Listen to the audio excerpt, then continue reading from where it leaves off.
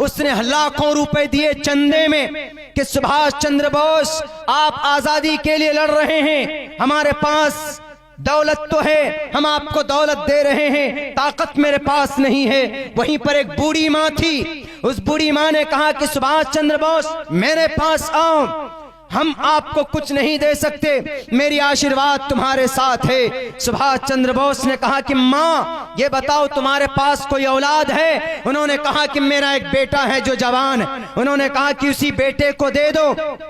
उस माँ ने उस जवान बेटे को तन्हा अपनी जिंदगी का एक सहारा था, बुढ़ापे की एक बैसाखी थी, उस बेटे को दे दिया कि सुभाष चंद्र बोस ले जाओ, मेरे इस बेटे को इस्तेमाल करना, अगर इस देश की आजादी में मेरा ये बेटा काम आ जाए तो मैं गर्व करूंगी, मुझे फख्र है, इस बात पर फख्र होगा। वो बेटा गया, बेटा शहीद हो गया। शहादत के बाद एक कॉन्फ्रेंस बुलाई गई, सुभाष चंद्र बोस खड़े हुए और उस माँ को बुलाया गया। लोगों से पूछा कि मेरे भाइयों भारत माता को देखा है? तो सबने कहा देखा क्या, हमारा हिंदुस्तान भारत माता है, हमारी इस देश की मिट्टी भारत माता है। उन्होंने कहा नहीं, तुम सब झूठे हो, तुम्हारी जुबान में सिर्फ ये अल्फाज हैं भारत माता की जय। अगर असली भारत माता को देखना चाहते हो तो इस बूढ़ी माँ को देखो जिसने अपनी जवान बेटे को इस देश की आजादी के लिए कुर्बान कर दिया। ये माँ भारत माता है। उन गद्दारों से पूछो जिनकी आजादी के अंदर कोई कुर्बानी नहीं है, उन ABVP के स्टूडेंट से पूछो, जामिया मिल्लिया JNU के अंदर जुल्म करने वाले उन शराबियों से पूछो जिसने स्टूडेंट के ऊपर हमला कराया।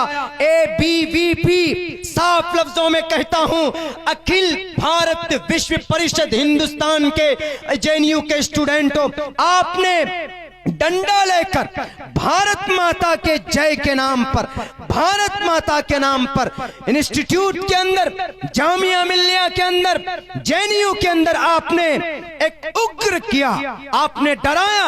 आपको पता भी कौन है वो स्टूडेंट, कौन होते हैं? इस देश की तकदीर होते हैं। तालिबे इल्म कौन होते हैं? इस देश की रीढ़ की हड्डी। यही तालिबे इल्म आगे चलकर मिसाइल मैन बनेगा, यही तालिबे इल्म आगे चलकर एक इंजीनियर बनेगा, एक प्रोफेसर बनेगा, एक IPS बनेगा, एक DM बनेगा, एक मिनिस्टर बनेगा।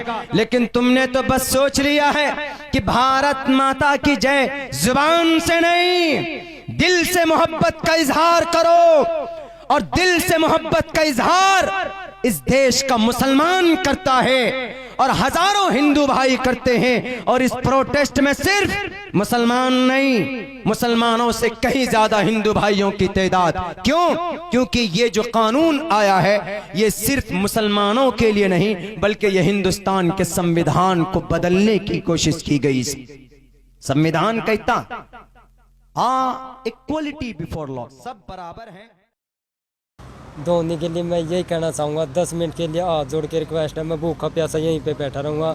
धोनी जी प्लीज़, माही भाई आ जाओ यार, मेरा दिल नहीं लगता आपके बिना, आपको आना पड़ेगा। महेंद्र सिंह धोनी से